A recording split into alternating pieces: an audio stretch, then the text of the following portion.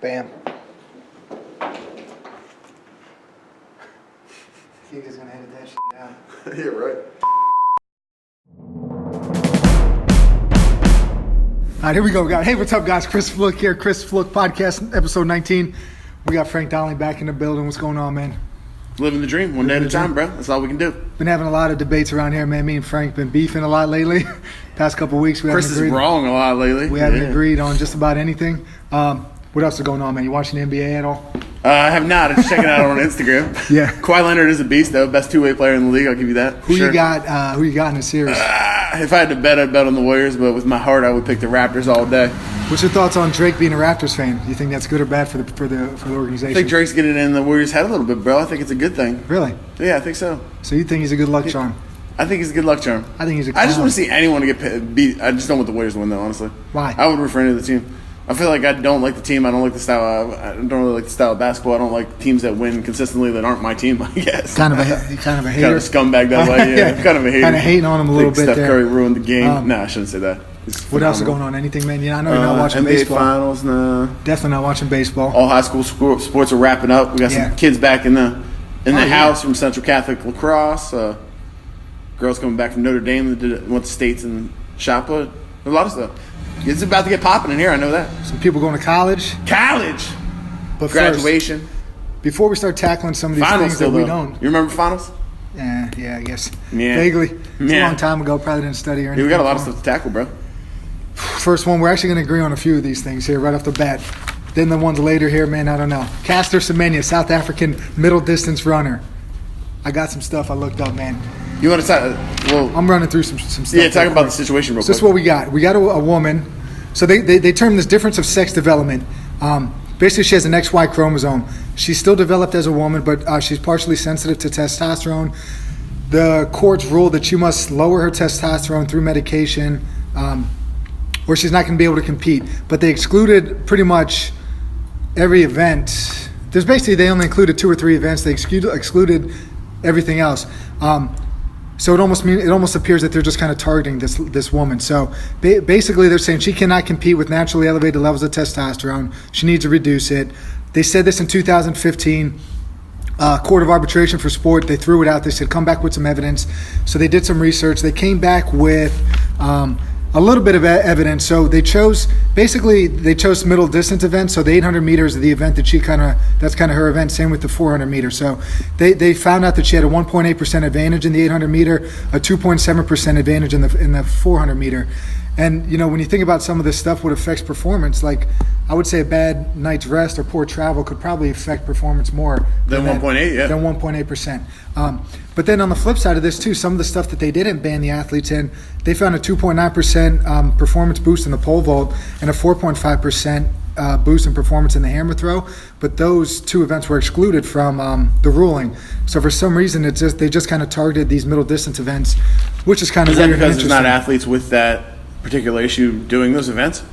There must have been if they found that evidence, I think. Oh, okay. But it's a higher percentage. That makes no sense. But it's like I know it is, right? Yeah. It's weird.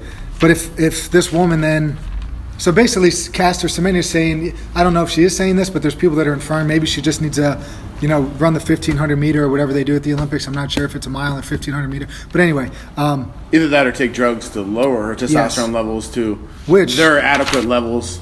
Right, which she's pretty much refusing to do. She's saying, she should it's a violation of the rules. The World Medical Association has been, they've made a statement that advised doctors not to cooperate with the ruling because they'd be prescribing the drugs for off-label use.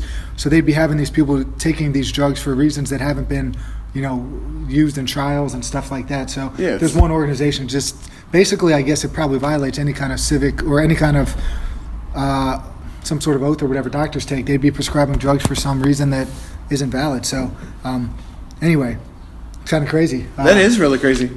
This stuff, it's kind of crazy because they're asking her to change her natural biochemistry, though. It's not like she's altered it in some way that's giving her an advantage. It's straight like some genetic stuff, man. And they're saying it's kind of like reverse or anti-doping kind of thing. I don't know what to make of it, but Semenya basically is just like the organization, they will not drug me and they're not going to stop being who I am. I think on the 30th she challenged the ruling, so that was a day ago.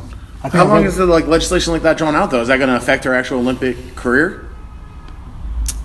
Like she could possibly not compete again and have right. Maybe she only gets so many shots. I think if you because it's every 4 years. Right, and I think if you challenge stuff, I'm trying to think of some other sports she can too. Still compete, but that they'll let her compete until that point that the ruling is. Like in baseball, if somebody gets suspended, say it's a pitcher, they could appeal, maybe sneak another start in, and then like sit. I don't know. That's other sports, not the Olympics, but. And also, too, I remember reading this in the book, The Sports Gene. So in the 1980s, there was a female hurtler.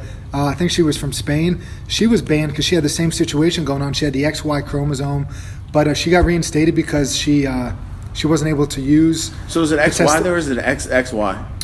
It said XY, what I read. So, So it's exactly the same as a male. But if you're insensitive to the testosterone, you could have XY like this Spanish hurdler, but she was insensitive to the testosterone. She wasn't able to use it for performance gain, so they reinstated her. Interesting. But then also too, I think they talked about some of the nasty stuff that they did to these women. Like 1960s, they had to prove. Basically, there was doctor's notes, but then they also did like gynecological exams to prove that somebody was a woman. Then they said in the 90s they went to genetic testing, which got discontinued unless it was challenged. And they challenged so many in 2009, and apparently it's like kind of a gross violation of like a woman to see, because I think there could potentially be some internal like hermaphrodite type situation, stuff that's in there that just didn't fully develop as So anyway, it seems. I think it's pretty messed up. Violation of like human rights. Human rights in general. So and changing her biochemistry, I think is messed up. Yeah. Like she's like basically born with an advantage, and they're trying to take it away from her. Like in what other sport? Like. I mean, I get it's testosterone levels. Did you read the article I shared like months ago about Michael Phelps? In regards to what, his arm length? It's about her, but arm length was one. He's double jointed in the ankle, which gives him better range of motion through swimming. But the third factor was actually I thought was interesting because it's like a biochemical, like kind of like biochemistry of the body too. So he actually produces less lactic acid. So. I mean, he's just producing less lactic acid. He's going to have, he'd be able to get through, like, his lactic threshold is going to be ridiculous. Right, that's just a genetic advantage. It's just a genetic advantage, but how's that any different than, I mean, that's more internal. It's not like, because my argument's always like, you don't see any 5-foot basketball players, like LeBron James is 6'8", 270 pounds with a 42-inch vertical, and it's not all just caused by his training, obviously. So like the world isn't fair. Like she shouldn't be penalized for it if these other people aren't. But then I thought like physical characteristics versus what's like internally happening, like from a biochemical standpoint in your body is a different animal. But it's not really, I don't think. The only argument I saw was that like the only classification between is male and female. So like they don't classify based like basketball based off your height. It's a male sport or a female sport. Same with the swimming thing. They're not going to like change. The guys that have this wingspan are going to compete in one group, and then guys in the other wingspan are going to be in another group. But the gender thing is like what classifies. Because her time, she would get embarrassed for racing against males. Yeah, it'd be bad. She'd get embarrassed by high but school. She's not a male. I don't even want to say there's high school kids that probably would beat her. I don't know that for a fact, but there probably is high school males that could probably beat her or at least compete with her time wise. But that's proving your point, not theirs. Right. Agreed. Totally. But it's just the way that it's classified. Like, the physical stuff. Like even the Sports Gene book that I was talking about. Like they talk about racket sports, lacrosse, tennis, whatever. And if their lower arm, or pitching too in baseball, like if their lower arm is a certain, it just involves with the length lever compared to the if the ratio of their lower arm to upper arm is a certain number, then they're able to generate more torque and get more. They're just better. They're at an advantage, like a mechanical advantage in that sport. Yeah. So same with Phelps' arms. Same with narrow hips on some of the runners, like the Kenyans and stuff like that. Long distance runners. You look at some of the Jamaicans; they're built in a certain way. They're kind of built for the speed and stuff. When you look at some of the but they're like narrow. There's always outliers though. The marathoners that win a lot, they're from these countries. Super like narrow hips and maybe longer. That's why a lot of adolescent girls do really well in long distance running until they start changing, until they start getting hips, and then there's a dramatic decrease. So I don't know, man. Amount of performance. She's challenging it. I don't know if she'll win. Who knows? I don't know. But it is weird. Where do you think it should? Well, first off, too, I get annoyed because they said preserve the integrity of female athletics, and then if you see anything, I know you didn't watch it yet, but like everybody cheats. Like this thing Icarus, watch it on Netflix. It's like the whole Russia totally doped, and then China hosts the Olympics. China all of a sudden becomes some sort of power, and they're winning all these medals. It's like really just like that because they're hosting the Olympic Games, or is it because they have like some widespread, push for doping, come out. Stuff like that. So it's like, plus these American guys too, like even going back like but external and internal variables are so different. That's what I'm saying. She should be cool. I know, I agree, and I think if they want to preserve the integrity, like I think they should do it in different ways as opposed to attacking this woman. Because look at how many world records like fall because of doping. Like that's an external thing. Like that makes sense, but if it's naturally occurring. And I also don't get too with why are they doing middle distance? Like you would think if you have higher testosterone, you'd be able better than the shorter things. And even the throws, like they talked about hammer throw, but it's long like jump, triple jump. I don't know what their research did. 100 meter, 200 even. Anything that's like a power thing, yeah. Yeah. It doesn't make sense. Her best one's 800, right? Because not even a 400 goes into the glycolytic system, but 800 is like kind of like. I think she won gold twice in the 800, but I don't know. She might have won in the 400 as well. She might have won in both events. Yeah, so she does a 400 she's an and 800 meter runner. That's what she was there. But I mean, they're both under 2 minutes. But you would think some of the. Yeah, but I mean, a 400 technically for an elite runner is still an anaerobic exercise. She's probably under 50. Whereas so that's an anaerobic exercise. Whereas, going into the 800 and past, it would turn into like more aerobic, like the 1 to 6 second range. Aerobic metabolism at some point. Like I thought, if somebody had higher testosterone as a female, that the events that take 1 to 10 seconds would be their sport. Yeah, I would think that too. The high hurdles, the 300, maybe the 4, and maybe the 400 hurdle. I don't know, but like the throws for sure, the sprints for sure, jumps. But just because its effect on muscle mass in general, I guess.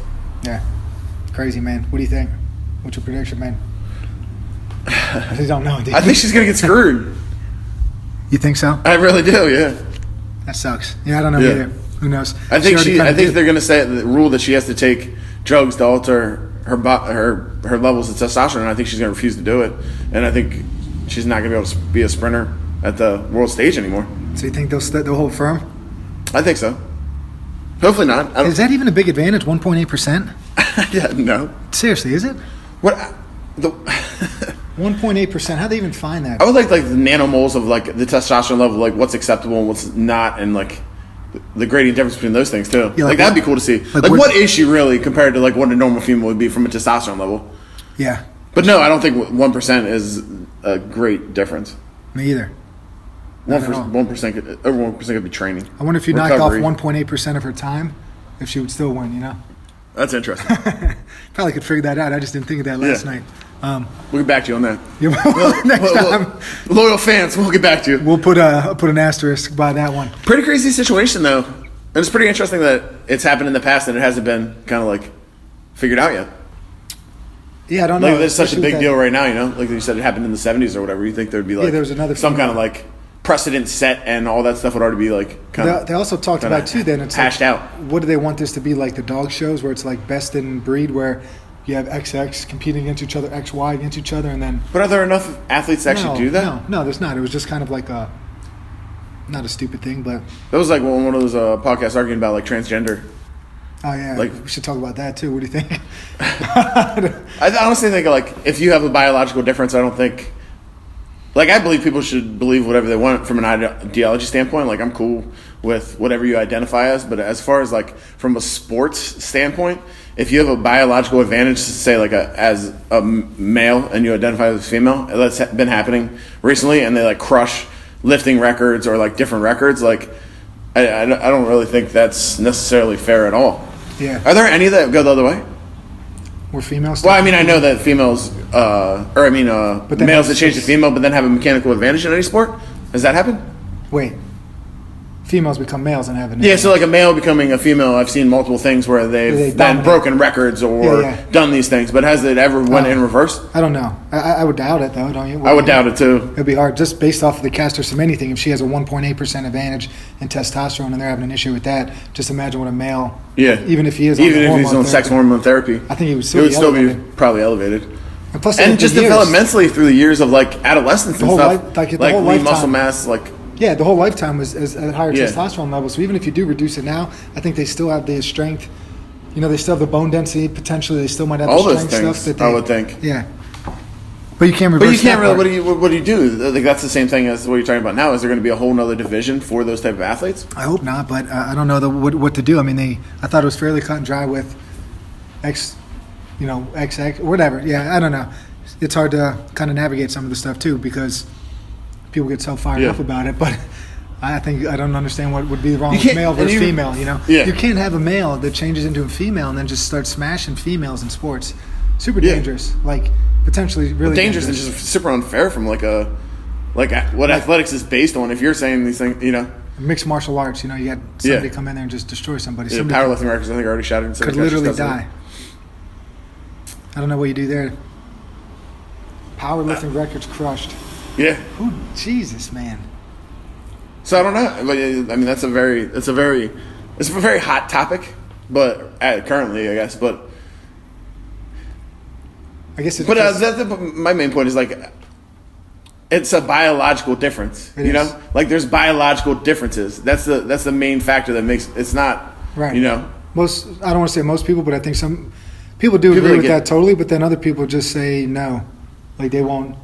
But they accept it from an ideology standpoint, like of believing what you are, which is completely fine. Right. But I'm just saying, when you're trying to be in a fair sport, if it's a biological difference, like that's the argument for science. It's science based. Yes. Which I agree with. Which you can't just throw out the window. Yeah. I agree, 100%. Let's get past that real quick. I don't know, man. You want to keep talking about it? You can go ahead. I don't, but there's nowhere to go with it. I feel like I'm going to put my phone in my mouth. There's nowhere to go with it. It's, I think it is biological. There's no, you agree with it? You agree with it being biological, so do I. You're born a certain way. Whether or not you identify with that, it's kind of your own decision. Yeah. But I think males should compete against males. Yes, correct. Females should from an compete athletic against standpoint. Females. And I think Caster Semenya is a female. And should keep competing against females. Yeah. Bam. Whoop their ass. Done. All right. Only thing we're agreeing about all day right there. Bang. Possible another one here, but so we opened this up. Some kid asked us about talking about of course, anti-vaxxers, which probably not going to get into it too much, other than the fact that we're going to try to take a shift with it in terms of like. So we listened to like Renee DeResta was this one woman. I forget the organization she works with. She was on with Joe Rogan. They're talking about social media. They're talking about the influence you could have over public opinion. Talked about things like, Russian bots coming in. They're setting up Black Lives Matter rallies in the same neighborhood as Blue Lives Matter rally. All these people show up. Everybody's kind of fired up. They see this other, rally going on. People get hostile. No organizers are there because it was just set up by some person online. And anyway, they just did it to kind of incite some mayhem. So, and when we talked about some of the stuff too with the anti-vaxxing stuff, like just 0.6% of the people sending are sending 25% of the tweets out about like being an anti-vaccination proponent. Yeah. And they looked at so they are basically a minority in like everyday life, but on social media it might appear to be that there's more information out there because they're like the mass majority producing almost. it. Yeah, and they hit it it's like kind of like the flat world thing though too, right? Like flat earthers like got so many people on board, but what like percentage of that of the actual population is it? But then if you stand, there's a documentary on it, and then if you see it on Facebook, like if you stand up there and you're passionate and you're like a good orator, can speak well, and you sound intelligent, like people are going to buy into you, like if you're right or wrong, regardless, Yeah, I know. And I could almost even relate to that too, just talking about this topic in the sense that, honestly, going through this stuff, just read a book, this guy, Dr. Sears, he's got 65,000 followers on Facebook, and we picked up his book, and I just kind of read it before we had a baby, and it was like super eye-opening in the sense when you start reading the ingredients, and you start reading some of these risk factors, and you start reading the potential for an autoimmune disease, and it's like he's a guy that's probably part of the movement, but he gave an alternative schedule out, so he still would recommend getting some vaccine. So he wasn't like totally against it. But anyway, I read the book and I was like totally influenced by it because a guy, it says Dr. Robert Sears, I think, and I'm like, he made some good points and like got me thinking a little bit. And it's like, I don't know, people could be. Well, I think it's good that it's making people kind of like question dogma of like this is the way it is, this is the way it is, this is the way it is. Because I think a lot of stuff shoved down their throat is just trash. But also, like, there's got to be, like, some kind of, like, how do you break this apart? Like, I mean, it's a good thing, like, that there's a vaccine for smallpox and people aren't dying from smallpox and, like, measles and all these, like, diseases. Yeah. I honestly didn't do research on it or anything. I don't know that much about it. But, I mean, maybe it's more of, like, maybe they shouldn't all be blasted with all these vaccines at one time. Maybe, like, spreading them out would be more intelligent. Maybe, that's what the guy that's what Sears said, too. Like, spread them out, whatever. Overall, you got to admit, like, it's good to eradicate pretty much. Yeah. Like, there hasn't been a measles outbreak until this year since people stopped. Like, you're starting to see the aftermath of people not doing the vaccines. Right. I don't know the link between the autism thing and vaccine, so I don't 100%. I'm not sure how. I was thinking it was disproven. I think that's a lot of argument for a long time, right, though, was that it was the leading cause in autism. Well, some dude, I always thought it was like Wakefield, nutrition, honestly. But 1998 came out with it, the measles, mumps, rubella vaccine, some sort of link to autism. But I think it was later debunked Disputed. somewhat recently. I feel like that. I don't That- know. that- So that- it's probably just a matter of opinions. But honestly, like, I guess just kind of getting back to it without really getting too like polarizing on it. It's like, it's probably the social media thing is a big factor in the sense that, they're just attacking this stuff in three ways, and I think it's for like political stuff too. Yeah. Where like, well, these people that say it's coming from a small percentage, so 0.6% is putting out 25% of this content, right? right. But this content is probably going to trend and be pushed because of all the hate behind it too. Like, it's so controversial. Like, you're going to see it's going to, like, their algorithms are designed for like this like combative kind of Well, it's a content. material, It's gonna create the vicious cycle that's gonna keep coming to people's feed, right? Yeah, I think the algorithms reward the Stuff like that. the crazy responses and stuff. Yeah. So the more comments there are, Because that's what attracts people. Like, even people that aren't having nasty comments are like, a lot of people just sit there and read the nasty comments, or like, it's drawing attention. Like, social media is all about drawing attention. They want to keep your attention on that platform. Like, Facebook wants you to stay there, or whatever the platform is. Zucks, man. Couldn't figure out how to repost something yesterday. I was trying to repost Chris' post on Instagram. He's out to get us, man. Blamed it on Zucks. And the scientific data is kind of boring stuff, so nobody really gets too emotional and fired up about it. Nor do they understand, like, how many, sometimes even listen to specialists on, like, people spend 30 to 50 years dedicating their lives, 10 to 12 hours a day on certain subjects. Like, you can't make that up. Like, it's outside of my realm. Like, how you know so much about strength and conditioning. Like, I don't know that much about autoimmune disease and about vaccines. Like, it's hard for me, and without spending a ample amount of time on something, to, Yeah, and I think too, like, there's people like I don't understand. Like your boy Lane Norton online. He shared this week some dude is curing cancer with like carnivore juice. Oh, juice. Like juices. And you remember Bigger, Faster, Stronger? They had that one guy with cancer on steroids because the negative effect of cancer, like losing lean muscle mass and all those things.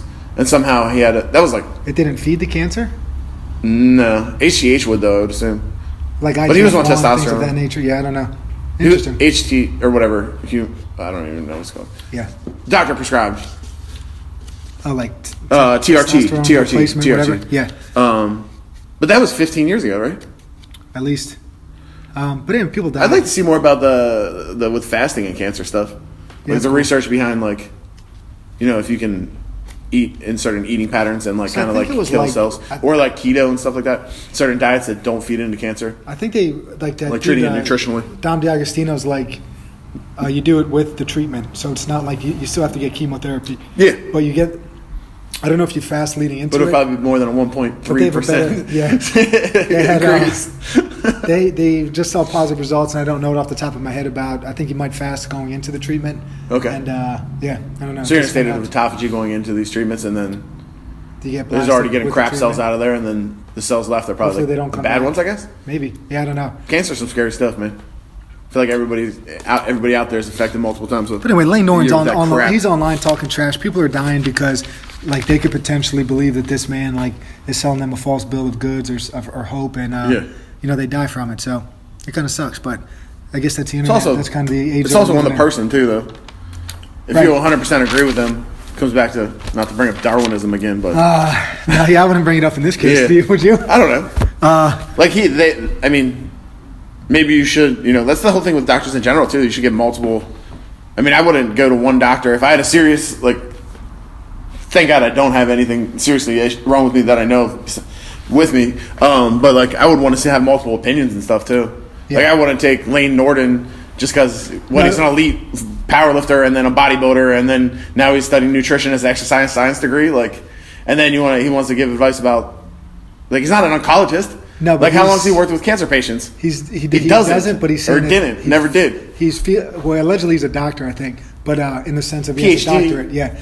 But nutrition? I don't know, but he just thinks that this guy's a phony, and him being online is going to harm more people than help people. Oh, he's against the guy. He's against the guy.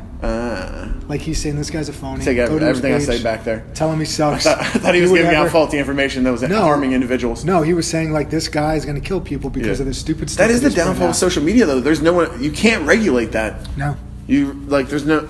Like, there's no good regulating source. I guess this right here. You gotta have a brain. Yeah. Self-regulation, maybe. I really don't know. Not everyone is as gifted as you, though, Chris. No. You gotta remember that, bro. You gotta No. you gotta I fell now for get the up there trap. that is highly functional. I told you I fell for a small trap. People got me thinking, man. Want to be shooting formaldehyde and aluminum in my daughter when she's like 2 months old? Maybe ignorance is bliss sometimes. I don't know.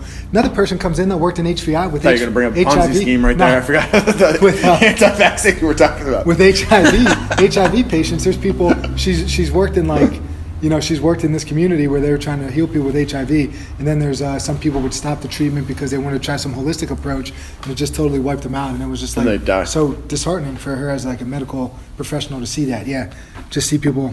Yeah. So I don't know, man. There's got to be some kind of combination, because there is good of Eastern medicine as well. So there's got to be some possibly like collaboration between Eastern and Western medicine that might be the best. It might not be all in or all out. It might be. Yeah. You might have to meet me in the middle, bro. Like that might be the best approach. Fasting and chemo situation there, where you're gonna have to still get the treatment, but this will do some help. alternative. Yeah. Yeah. All right, man. We're moving on. We killed that one, bro. I hope so. See how many. How many hours you spend on social media a day? I don't know. I didn't update my phone to get that answer. That's good. It scared me when I was doing it before. I try not to use it as much. I try to put content out because I want to keep putting information out, but I was consuming way too much for sure. Mainly Instagram. Yeah. YouTube is a rabbit hole too, though. There's a lot of good stuff out there. Luckily, I don't. But there's really like go on longer YouTube. videos too. I stay off YouTube. Yeah. Just listen to podcasts. That's it. I think podcast. You got me on podcast. You changed my life. I know you're. I've been podcasting. Yeah. You don't even want to miss. Every a time I second. drive, I don't listen to music anymore. Yeah. It's kind of crazy. It's the way to go, man. Changing lives over here. Not only do you have a huge brain, but you're changing lives, bro. That's what it's all about. Rest days. What do you think? So somebody doesn't want to take a rest day. They I hate these loaded questions. They don't want to, rest, fit and work out. Do you take a rest day? I guess just answer that. Do you define schedule- a rest day. Do you schedule a rest day? From no working out. No weights. Yeah. What do you do that day? Walk, hike. Right. So you do something. I don't think scheduling rest days is a great idea because life happens, and some days you might just have to take a day off from everything. And so if you take your Wednesday off, that's my rest day. But then Thursday you got to go to the hospital for something. Now you got 2 Still got to days get it in, bro. No, you I'll can't. smash weights in the hospital. No, you can't get it St. in. Luke's got a gym everywhere. You can't get You it talking in. about me being admitted? Yeah. How about that? I see what you're saying. Or your I think I got bigger problems. I don't give What a about shit your about my wife? workout regime at that point. So a loved one gets admitted. You got to be there for them. So you're going to go. No, I'm Right? not You're giving not a shit gonna- about strength and conditioning in general and just chalk it up to Right. whatever. Yes. I don't care. Exactly. That's a rest day. Priorities. But do you need to schedule that day? I'm going to say probably not. If you want to be active, stay active. And if you're beat up and sore, you might want to wind it down that day. But if you're feeling good, obviously you want to be strategic too and not I guess there's probably programs that have you squat. Some people every can day. probably work out every day and be fine. I think so. And some people, if I would try to work out, intensity's got to be the variable at play. Yeah. I think if everybody works out balls to the wall, if you would work out balls to the wall 7 days a week with weights, I think you'd be trashed. And I think your performance would diminish. I just don't think it would be good. You could do a few lifts a day, I think. At a low intensity? Or you're talking about one lift a day, rule of 10 it, Stagger. and smack one a day? No. Just 10 reps per maybe day. that. What, No, you like just 15 got to minutes of vary. rehabilitation? You just got to vary. Rule what of you're 10? doing, intensity-wise. I guess. You put that one thing online. It's 1 out of 10, or 3 out of 10 workouts will be good, and then the others might. That's so true. Right. So there's going to be 3 some out of days- 3 would be meh, 3 would be all right, and 3 would be great. Right. Punch the clock, bro. So it's easy, moderate, and heavy. Maybe you get 2 or 3 tough workouts in a week. Yeah, but you can't base it on that. I think just based on. You just got to get in there, get it done, and if you're feeling like trash one day, I might Shut it down. shut it down. So I or guess just people don't know do how to something regulate. else. People don't know how to regulate themselves. It's because people are all in or all out. It's like you're gung ho, no pain, no gain, or you're at the slightest inkling of a small, minor issue, they're I quit. I feel like what we just talked about with the middle applies to this as well. So, rest day. Answer your question. Do whatever you feel like doing. I think it should be individually based, Yeah. and I think it totally depends on a crap ton of variables that would take us longer than an hour to discuss. If you want to go run one day, then go run. If you want to lift, go lift. If you want to take a walk, take a walk. But if you start breaking down or you're But if you're on a plan, stay on the plan. which could be a possible transition right here. Jug method? Programs. We're going to talk about the ultimate program hopper, Christopher Fluck. he's on that jug program right now. We can talk about Corey jumping too. I was hoping to go. You just want to talk about someone else instead of yourself? Corey the intern. No, here's what I do. I basically start programs. Do I always finish them? No. I've probably only finished a handful, but I have finished the Juggernaut before. For 2 of the lifts. Hey, can you name one besides the Juggernaut that you have finished? The 40-day program. Twice. 2 summers at least. What else? That's what Corey's trying to. I probably messed Would you around say the with 40-day program was the easiest one to complete? Yeah, so the 40-day program. So for Corey to be trying to jump ship right now, you pick like 5 lifts. It's a push, pull, squat, a hinge, and maybe a core thing or a swing or something like that. And you do 2 sets of 5. It depends on what rep scheme you want to have. The initial program was like 2 sets of 5 every day. So 5 days a week, 8 weeks. My math is correct. That's what you do.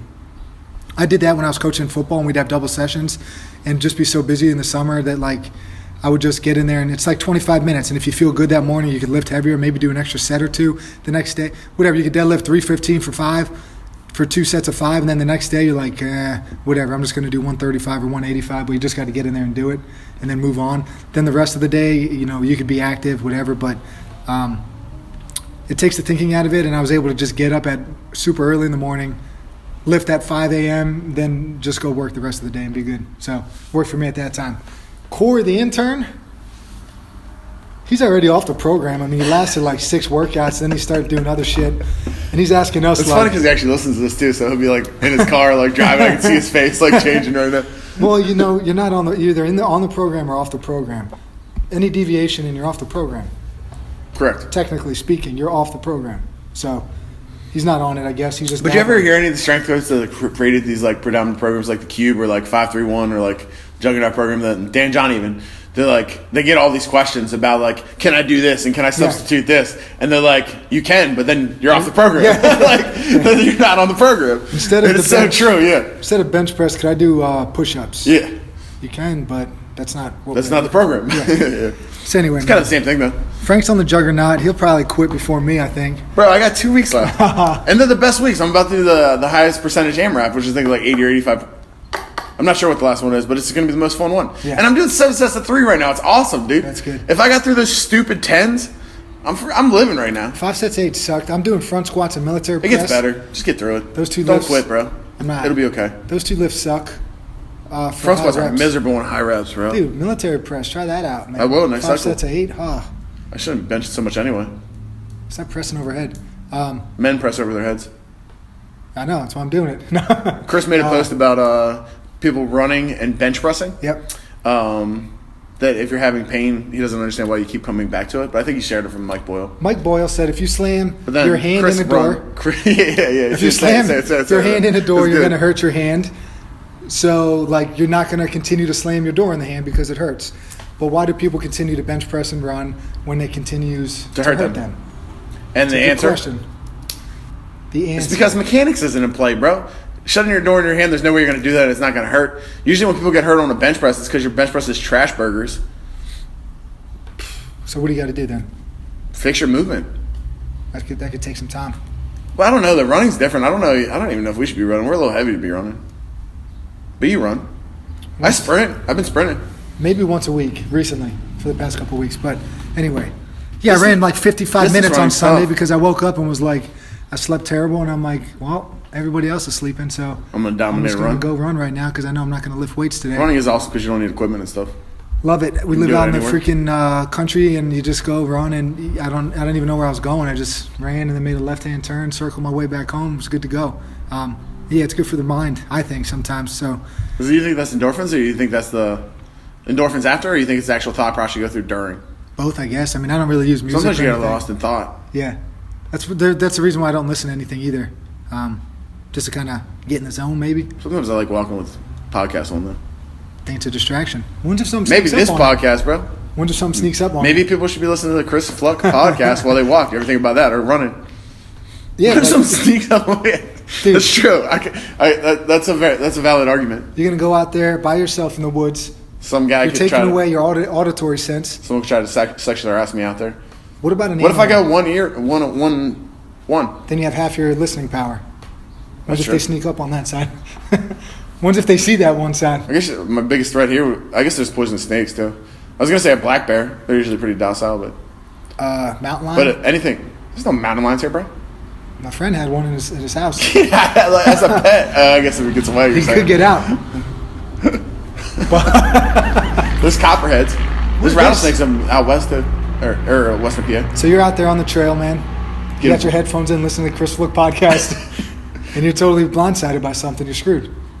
My biggest fear would be that I would walk between a mother bear and her cub. Yeah. I think they would just wreck. And if somebody just they just saw you, they're like, this guy looks like he's got a lot of cash on him. I'm going to go in there and rob him. They obviously don't see that I normally look like a homeless man. Anyway, we got sidetracked. Anyway, the book. Do you think I look like a person that would get attacked in the woods? Yeah, for sure. What is it, my hair? Yeah, it's your hair. And, but anyway, so no, back in the day, I read this book. Sick of getting targeted for my hair, bro. The Gift of Fear. Gavin DeBecker, who your boy your girl Fritzo knows this man from her world. He's like a security guy, Hollywood, high profile dude. He said it's the worst thing that females do is wear headphones when they go out and do stuff because it's like that's pretty much the only thing that your they defense have mechanism to protect themselves. Yeah. So that's not why I don't wear them, but maybe it is really secretly. I should probably start having like a gun on me. Maybe, I guess. I don't know. Take the headphones off and be strapped all the time. Yeah, that'd be good. In case you get into a gunfight, you'll be prepared. You know what they say? Don't want to bring a knife to a gunfight. That's so. True. Yeah. I always said it's better to be over-prepared than under-prepared. Yeah, for sure. So you'd be good to go. Like some grandfather's logic, right? What do we got here, man? We got off track somehow. Not really. We're talking about you running, program. Wolfie's off the program. We need to get back on the program. Maybe. He's already done, though. He's going to have to reboot, maybe. Yeah. I'm just kidding. He doesn't have to reboot. He's just got to finish that. Squat depth debate. I don't even want to talk about this because I squat deep. So do I. Changed my mind. But I think people that squat, the argument against squatting deep is like what? If the programming's kind of, I don't even know what the argument is. Neither. I guess there's a performance argument that squatting 3/4 is better, kinematically to improve performance, which we've talked about before, which I still don't understand. But I guess I think it just but it'd still be running, cool. Yeah, like mechanics. But my argument is always like you should be able to do something to full range of motion because I think from an injury prevention standpoint and just a muscular development standpoint and all these standpoints. So your argument last time when I was all hopped up on kombucha and couldn't think because I had so much sugar was that to use it as like as an accessory lift or do it like for a period of time and not to be like the main staple, which I kind of like that idea way better. Do both. Different lifts, different times a year. I think maybe once you get closer to the season, like kind of like brush, get more into like a partial squat and super worry about power and have that athlete like peaked and ready to bang it, bang it out. But I think it's almost dangerous to not be able to squat the full depth too, man. I think you should be able to squat the depth. I think. But I understand that not all athletes are lifters either, so we got to look at that. I don't think they recommended not squatting the depth. I think it was just more beneficial for sport, maybe, or something. I don't know. No, it was you're talking about Dr. Joseph. I shouldn't name names, I guess. But the guy I know who you're talking about that just put out. He had like stability weights and squat. Is like he has a lot of professional athletes, so I think people like cork him hard. They like love what he's putting out there. But he actually said it was detrimental. But then Squat U had a rebuttal too. Detrimental to Squat U's biggest thing is detrimental to health, structural integrity of joints and stuff like that. But Squat U's big argument, his partial thing was saying like it could be. It depends how you squat, and it depends on multiple variables of frequency, volume, load. But his main thing was like quality of motion. He's like if you're moving well, it's not like it's going to keep you healthy. Like your lower back's going to be more injury free. Like your Achilles, you're not going to rupture Achilles. Like and all these things that go along with being able to squat deep. Well, but that's what their argument for squatting deep, even body weight, like the squat assessment. That's why they do things like that too. Or like you should be able to sit in a squat, then just kick it. I think you should. I can now, bro. In your face. You wanted me to do bad. You're a hater. Yeah. I was hoping that you would kick me out of the gym. I was hoping your Achilles tendon would snap. Yeah. I want you to be able to. Oh man, I wish that on nobody. Can you gnarly? That's why I don't play basketball or anything anymore. I'm scared. Yeah, that's the other reason for sure. I was shooting some hoops months ago. Curtis was killing you on threes. That's why. I haven't lost a game 1-on-1 in 33 years. What the hell are we talking about here? Squatting deep. I think two smart people are having a debate about it. They probably know more about it than me. Squat deep. I do it. I'm not changing anything I'm doing, and I think maybe there's a place, my people do it too, and I'll continue to do it for some speed squats where you're not going to depth just to kind of get a power output with some load. Maybe I haven't experimented with it, so I don't even think I should be like a high box squat. Yeah, just I think. What do you think about that high box squat with the collapse, like the awful foot position, the foot stump, and the knee collapse? I don't understand it. Is there any benefit to doing that? It looks like one of those things where it's like if it doesn't look right, it's probably not. But you don't need You're a to Dan be. John guy. He's like a graceful movement guy. Like it should. Who's that? Dan John. He's like move with grace. This is like one of the constant lines. Absolutely. Like that does not look good. Yeah. Like if it doesn't look good, it's probably not. Yeah, I agree. And I don't think you need to be a professional to see. I don't think you need to be a professional to understand that either. Like, if you saw that and it looks weird, like it's probably weird. Yeah, I think so. Is that a local gym that does that, or I've seen multiple. So they stomp their foot. So yeah, it was like a momentum. Box. They sit to a box.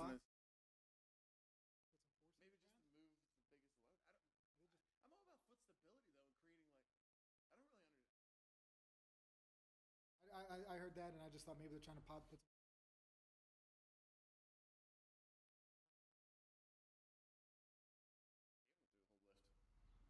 Like stability is a huge component in lifting. I will not be doing that anytime soon. Ever. It's a weird squat too, because I mean, most squatting, you got to think about like bar path and midfoot and like staying in line with the foot, but like you don't have to do that. I think with those high box squats either. Yeah. Like some people sit back forward and then just like rock into it too. I would have to do more research on that too. I think the West Side. But I'm gonna squat deep and squat often. I'm gonna continue to do it. I'm gonna have my athletes do it. I'm gonna have all age people do it, and I'm gonna roll with it, man. You still fasting? 100%. Changed my life, bro. I love it. Why are you putting Himalayan sea salt in your water in the mornings? Pink sea salt, bro? Yeah, why? I don't know, but you think I could get like a sponsor, get my salt for free? All right, so what? On longer period fast, I put the sodium pink Himalayan sea salt in my water in the morning, because if I don't, I go to the bathroom 3 million times and pee and pee and pee. Urinate, I guess, would be a better terminology to use on your professional podcast, bro. Absolutely. So I urinate, and what happens is that minerals and trace minerals in your body are actually flushing all that crap out. And a lot of times I can't lift until later in my fasting windows. So you get weaker, your endurance, your brain function, all those variables that I think fasting can enhance can actually be detrimental. So I think it keeps me in a better state to be able to rock and roll and really ride that fast out. Bam. Working out fast, do you see a difference? You feel a difference at all? Like, oh, I feel 10 times better. Yeah, you like it? But I really just don't like the food in my... I'm not even saying it from a performance standpoint. I'm just saying from how you actually feel. Like, I feel way better when I'm fasted and I work out. Like, when I'm trying to, like, brace my core and, like, squat and deadlift, like, if I had a decent... Like, maybe a shake or something would be all right, but if I had food in my belly, probably it'd be bad news. Yeah. I would feel uncomfortable, like, and, like, gastrointestinal problem probably, like, it's just not good. Not my thing. Gastrointestinal problem. Not my thing, man. You don't want that while you're lifting. Nah, dude. Or if you're squatting deep. Nah, you're not gonna... That's probably why they're quarter squatting, bro. True, very true. they got nicely fueled up before the workout. Yeah, it's true, man. I didn't think about that. People do it, though. People do it. Yeah. It's just not my thing. Hate it or love it. I love it. I used to have a theory of like 2 meals I felt like was my thing. Like I wanted to eat twice before I would work out. Yeah. But that was like 6 or 8 years ago. Good luck doing that if you work out in the morning. Now, I don't really care. I stopped caring about food in general. Minuscule things. Yeah, I have. I haven't been eating like I used to. My calorie intake is down, which is interesting. You're not weak though. I hope not. I'm not. You're stronger than you've been. Way stronger than you've been in a long time. Yeah, probably. Yeah, I guess so. Yeah, probably I would say so. Things. I think so too. From my small sample size of probably seeing you when I started here till now, losing weight and stuff might actually help. I think just being leaner. Help strength? I think so, yeah. It depends what you're left with. If you're losing lean muscle mass, it's not going to help you, but if you're losing body fat, it could. True. You know what's funny, too? I think some people that, like, lose weight, it changes their, like, leverages. And you might find out that something feels way better. But it could feel worse, too. Yeah. My bench feels way worse since losing weight. But my deadlift actually feels pretty good. I feel like I can wedge my hips in better. Why the bench? Just because you're not... I think just because I'm less girthy. So I think the bar path is actually greater because I'm not like as thick on the bench. And I think just being like from like a girthy standpoint, like because I always try to get like create friction with my like elbows and like tuck them into my like kind of get them in contact with my lats. And I think I just don't have as much Lat. not lat as much lat fat. I think I'm leaner. Yeah, for sure. I don't think I lost. That's the other thing people hate on with fasting. It's like, oh, you can't gain muscle. You won't have muscle. Like, I feel like I have muscle. There's some people that are like in incredible shape and probably have the scientific data to support that is absolutely not true at all. 100%. Yeah. Tom Stallauer. That dude is pretty yoked. There's this other dude, Mark Sisson. He's probably about 60, man. Primal Blueprints, his book. Yeah. He's freaking jacked. Yeah. It could be a genetic thing. Who's your boy that did the 7-day fast and had no strength detriment? Dom DiAgostino? He did 10-day fast with the deadlift? Yeah. Yeah, he did a 10-day fast. And then ripped. I think he did 585 for one and then did 505 But that for tied 10. his personal best. It wasn't even like a... No, I don't think it did because okay. I think he was a big-time deadlifter. But anyway, I think it was just a proof of point. He went 10 days without eating and could still pull 585 and then do 505 for 10. So maybe he was showing that, there's strength and a little bit of endurance component too. I don't really know. He was giving a lecture. Dom DiAgostino is like... The reason you don't lose muscle, though, is because you start metabolizing fat at some point. At some point, yeah. Like, this guy just hiked somewhere in Colorado, 29 days. He went from, like, being, like, 17% fat adapted to 91% after hiking 8 hours a day for 29 days. His body fat percentage, he lost, like... That's completely bioenergetics on, like, what you're... I mean, he has to switch over. And he's still there, though. So it's like once you get to that point, like Dom DiAgostino... Oh, yeah, that's what they say about fasting and keto in general, though. Yeah, like you need to get to that point. And yeah. Dom DiAgostino, when he did that 585, was probably been there for years. Yeah. And so he was fueled. Like the body has like... The amount of fat calories that they have for fuel is like significantly larger than what it has in carbohydrates, I think, for energy. Yeah. Like a ridiculous amount, too. So if you get yourself to use that... Muscle glycogen and liver glycogen will be gone, and then you could run on fat for... super long extended periods of time. Yeah. But even if you're out of... Well, that's the other thing, too, is what's that weird process? Gluconeogenesis. Yeah. So even if you're running completely on fat, your body has a thing it turns protein into carbohydrate because certain parts of the brain, not even the whole brain, but certain parts of the brain and certain functions depend on glucose. So your body has a process in place that'll take care of that crap, too, even if you're running pretty much 100% on fat. Not 100, but you know what I mean. But you got no issue with it, right? I mean, even... Have I had any issue working out fasted? No. I worked out 2 or 3 times. Once over maybe originally, maybe like the first 1 or 2 times I tried it. I really think it's psychological. Yeah. There was a day like last Friday, rough night of sleep, and then I just came in at like 450 and ended up deadlifting something that I haven't done in a while. I'm like, I did it for like 3 previously. I could have done more. And I just did 10 and was like, yeah, that's what's going down today. Yeah. So it was just a mental thing, really. Yeah. So I guess that morning could have been like, well, I'm tired. Yeah. I'm just, I don't know. Like earlier in that week, I did the same way, and you were like, ooh, that didn't look as good as it did last week. And then that Friday with like little to no sleep. And then you crushed it. Yeah, just kind of decided. There's something about that, too. Yeah. And banged a bunch of chin-ups and was like feeling pretty good. It was all by 5:30 in the morning. I slept like trash on, what day was that? Monday. Sunday night, I slept like trash. And front squatted, I do the 7 triples, and it's the first time my trap hasn't been doing that weird like season thing. Yeah. But I don't like. But it's the best. The weight was moving too, which is kind of interesting. So who knows, man? But I think if you have repeated bouts of lack of sleep, yeah, maybe. But once in a while, it is part of life. The other question. So that was the salt question and working out fast question, and then people talking about the anabolic window. Sure. That's what Corey's text message was. Someone here. Wait, about eating? Yeah. I don't remember that. Post-workout. I guess I didn't read your text messages. It was in a group message. Yeah, no. Do you believe in the anabolic window and you need to eat after, the 20-minute anabolic? So it's kind of old school concept? I don't think so. Like your insulin, spike your insulin, well, you want to go on fat too. So part of the whole idea with the anabolic window was that amplify the muscle glycogen stores in your muscle to like force carbohydrate into the muscle, so you would break it with carbohydrate and protein, and then to stimulate protein synthesis, which I think you can do pretty much at any time. Maybe if you want to build any muscle, it might be more important to eat within the 4 hours after working out. If you're trying to burn fat, I would ride it too. I don't think it's necessarily. I don't think you're going to lose muscle by working out in the morning and then not eating for another 6 hours. I think you're fine. Well, Mark, I think specifically, I think it depends on goals. That Primal Blueprint book talks about not eating post-workout on occasion, and there's some sort of growth hormone boost, yada yada. That for like 4 hours. I've heard. I don't that multiple times, remember. too. I don't remember the details really, but I do know he said that. But then also, I think we talked about it. I feel like anyway, where if you're going to work out again that evening or something, you're going to have to eat like right away. I think just to kind of recover, and so you're not like breaking down muscle and not rebuilding ever. Yeah. So if you got 2 sessions in a day, I think you do want to eat.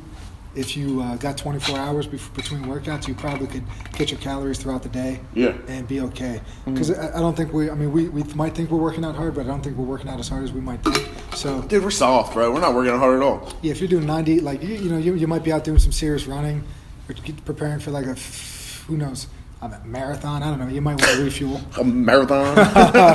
Or 50 miler, 100 miler. You probably have a different approach. Goggins. Different approach than I would, who just works out 35 to 60 minutes, tries to bang some weights, go for a run maybe. I wish I could remember his name. I was listening to a Rogan podcast the other day. He was talking about this guy that did 21 marathons, 21 days in a row, and then the day of his last marathon had a UFC fight. Is that Tim Kennedy or no? Yeah, I think that was the name. Really? And then he won the fight, right? I don't know. It might not Dude, be. he's Tim a big. Kennedy. No, he's like a light heavy. He's a bigger dude. No, it's probably not him then. This guy's like I think they said he was a Muay Thai guy. But he basically ran a marathon and then won a UFC fight in Vegas that night. There's some. I feel so bad to be the other guy though, right? The guy totally wiped. They got his ass whooped by this guy that just ran a marathon. Dude, it's like maybe I should take up another sport, bro. Probably CM Punk. The guy, or some of these other clowns that they hired in the UFC. What else you been up to, man? So you watch? You were listening to Rogan. We already talked about. Listen to Rogan. Podcasts. Listen to the MF CEO. I listened to a little bit, but Brad not Modrich much. got you on that? No, not at all. That's your boy, bro. I just like listening to people that accomplish a lot and like just are no nonsense sometimes too. Now you've been talking about getting back in the books. Did you?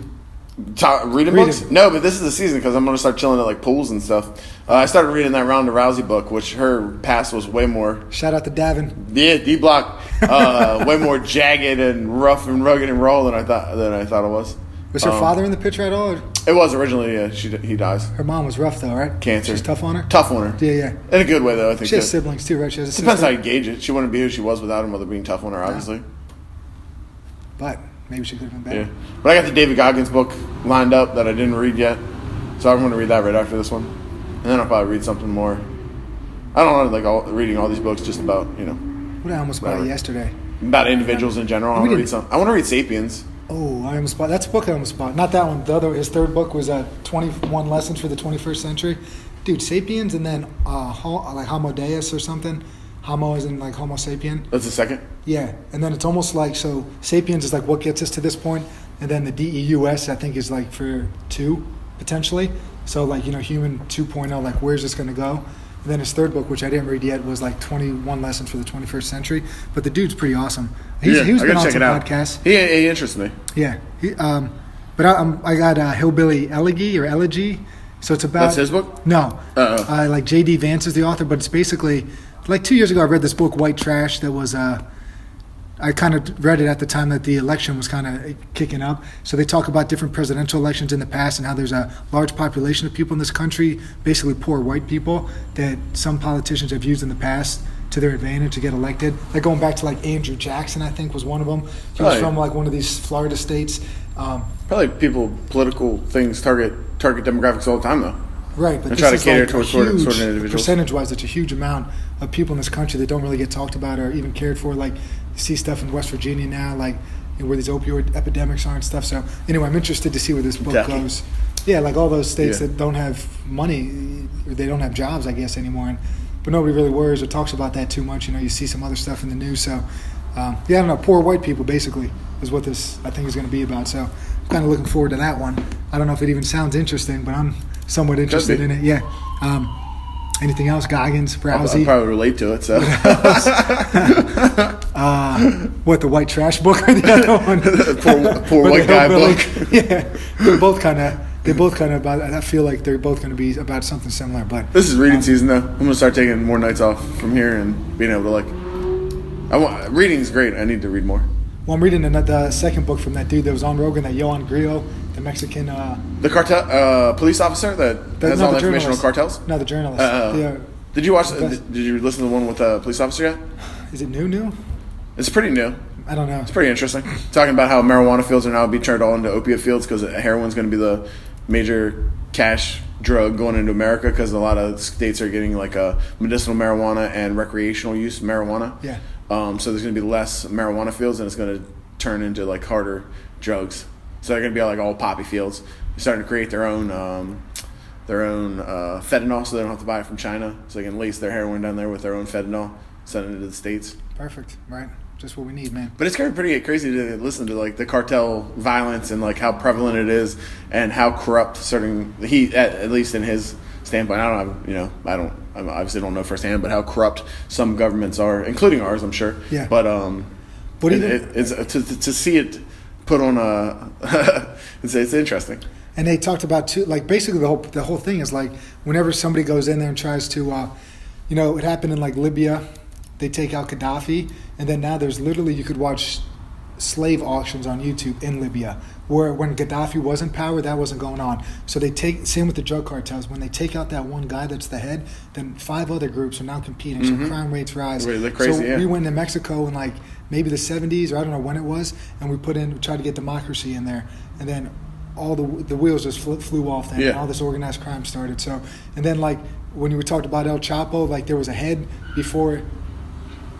above him. When that guy either went to jail or he died, then all of these guys, all these not small time players, but big players working under this man, want to be that they man. wanted to do their own thing. So then these guys just started killing each other. Chapo's guys are rivals. Yeah. People they used to work with are now killing each other. Yeah. So basically, it's like you go in there and you try to clean stuff up. But Iraq, same thing in Iraq. Sometimes it might make it worse.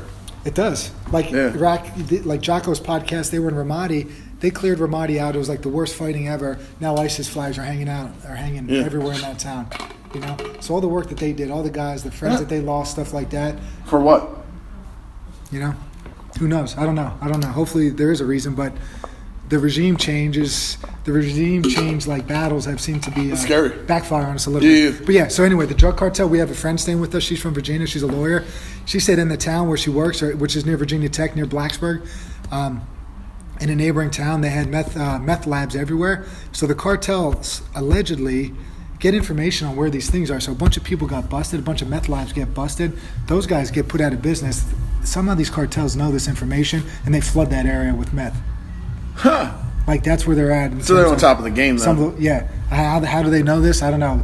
But they that's what they are doing. That's the other thing this guy was talking about too. He's like these multiple generations of cartels. It's pretty interesting in general. But he was talking about how they basically have to have like legitimate businesses too. So he was talking about like owning resorts and diversifying their portfolio, and like the drug traffic is only like a portion of it. But the other thing he was saying, like some of these people that we tried to eliminate and then have been eliminated themselves also have like kids that are actually American citizens. So they have people that are growing up in the ranks in America that still have these ties to like these Mexican cartels of the past that are now like basically what he's saying is like coming to age, like 16 to 20 and like. Not saying they are, but could have an influence in America and in future dual citizenship and doing all that stuff, which is interesting. It is crazy. I got to check out that podcast then. It's interesting. You'd enjoy it for sure. Oh, is it Michael Malice? I don't know, dude. I'm awful. Honestly, I think I do. I think I saw it, but I didn't listen to it. I'm like 10 behind. Yeah. I'm listening to Tulsi Gabbard, presidential candidate. Dude, that's a good one. Yeah. I like what she's fitting. She's talking about. She doesn't have the answers for everything, but I like what she's saying about like taking care of some issues, like Flint, Michigan, dude. Like, they still have trash water. Yeah. Like they like scammed the system and like ran water for like 10 minutes to be able to like pass this test. Like that's ridiculous. Stupid, man. Stuff like that. No, I agree. I did hear that part of it too. Changing of like she talked about where the the money's change. moving and she stuff. talks about the regime change war she's against. Yeah.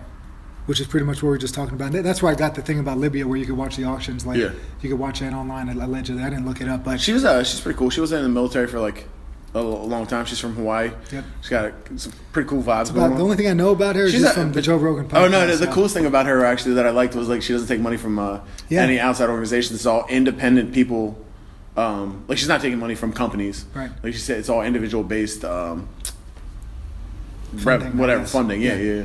I thought that was cool, too. What is she? She's a libertarian? No. Democrat. Yeah. She's going to have to take out the burn, man. She's like, there's going to be like 10 names. Burn. The burn's out, bro. It appears there's going to be a lot of names in that Democratic party here kind of vying for the top spot, so hopefully they don't bleed each other out and can find a candidate of some sort that is viable. I don't know. We'll see. I guess time will tell. College hoops. Better than an NBA. Filippo. Juniata. We got a college program in here right now. What do you think, man? Right off the bat. About the next program, level? This program. Parts are good. It's a lot. I think we could trim the fat, I would call it. Yeah. Kind of like condense some things and get more out of less. Seems a little more like some parts of it seem like pretty bodybuilder-ish, and like some of the isolation stuff is like, why are you really doing it? Like, do you really need to do that? Like, just to put on size, maybe. Like, I guess. Armor building. But can't you build armor by doing compound motions? Right, I guess it depends. And it's also increasing the volume on compound movements. They might have 90 minutes a day to work out. That's true too. You know, what are they? 5 days a week, 4 days lifting. I think it's a different ballgame. Conditioning, skill. I mean, they're gonna. I mean, we'll see. When it's in the season, it's not. I doubt they're going to be working out that much. The off season, I guess, in the fall, they'll put a lot of work in. I bet. What do you do when somebody brings a program in? You're going to follow it, or you're going to do your own thing? It's a very good question. I would like to do an assessment of it and evaluate Yeah. the good and the bad. And well, I know for one, Mike Boyle, who we talk about, completely. he doesn't do college programs. They all do his program. Yeah. But he's been established for 30 whatever years, and he probably doesn't even care if that person. I've had a couple situations like this, and I like the idea of. I don't want to scrap it completely and like not have him apt in things he might have to do there. Yeah. You know, because you shouldn't like throw like. He'll walk in there and they're like, "What's up, bro? You never lifted because you don't do this exercise." Especially I think that freshman year. Yeah, because but they might. it's hard, bro. That's a hard question. They might require that volume in the sense of doing the small single joint stuff, like when he does get to school. But they're doing a ton of skill work and stuff too, skill conditioning. Like, why if you want to gain lean muscle mass, maybe just do a little less conditioning. That's his job. And focus right on now. the bigger lifts. 4 hours a day. Does he need all that capacity all at once? Probably not. Jack of all trades, master of none. What do you think about what's Keynesy do? He does his program from Colgate. Yeah. What about Stephen Rose? I have people just do their program. Yeah. Yeah. And then just tweak a few things here or there. Because he wants to get good at heavy singles, so you can let him do heavy singles. Right. So we got to figure out a way to get his bench press up because that's what he wants. But yeah, that's kind of how I do it. I don't know. No, I'm fine with it. Yeah, I mean, you're be- saying Mike Boyle and stuff. You don't, because you don't want to alienate him and not do what he's supposed to be working on. Kinda. But you don't know who those strength coaches are either. Right. Like you're saying, Mike Boyle does it because he's a 20-year in the game, 30 years in the game. Like he's better than them. Like inferring that, but like you don't know who these strength coaches are putting the programs together either. No, I didn't mean that. I think we have better resources here, having lower kids in here at one time, and they can get more specialized attention. Whereas at their strength program, they wouldn't get that. Yeah. You know, so some of the programming might be based on.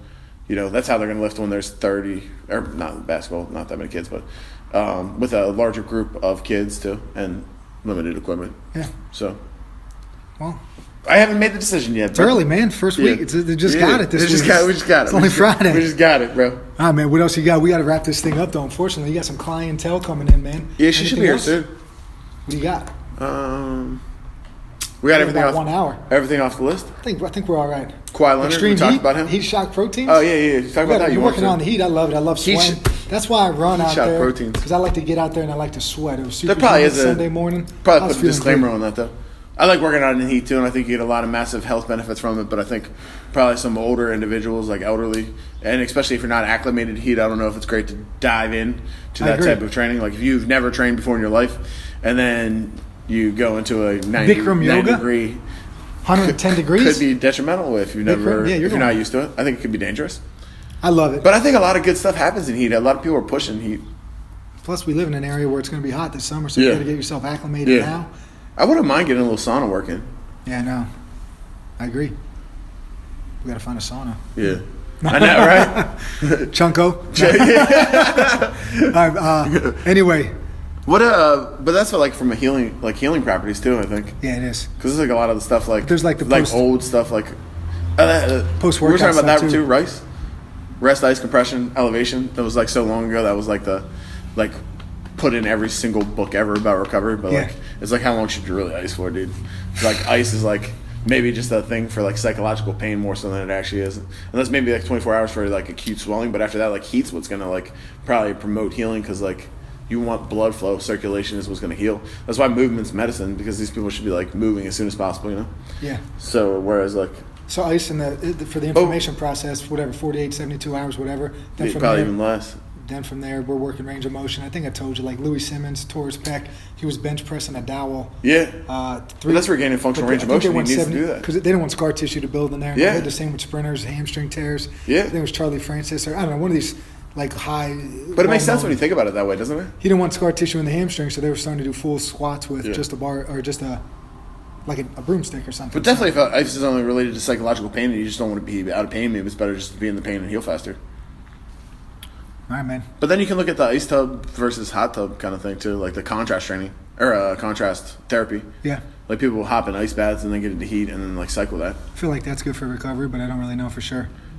I remember getting ice baths back in the day, made me feel phenomenal, but I think I'm the not blood sure just if flows that's to like the organs. Then when you get in the heat, it goes out back towards out. the So skin. it's just like so I working think it out. just So it's kind of flushes. like the concept of working out. When you work out, all Yeah, the but people leaves your do it. digestive system and goes out to your I muscles think your and boy then goes Larry back Hamilton does it. constantly, 7 times a day.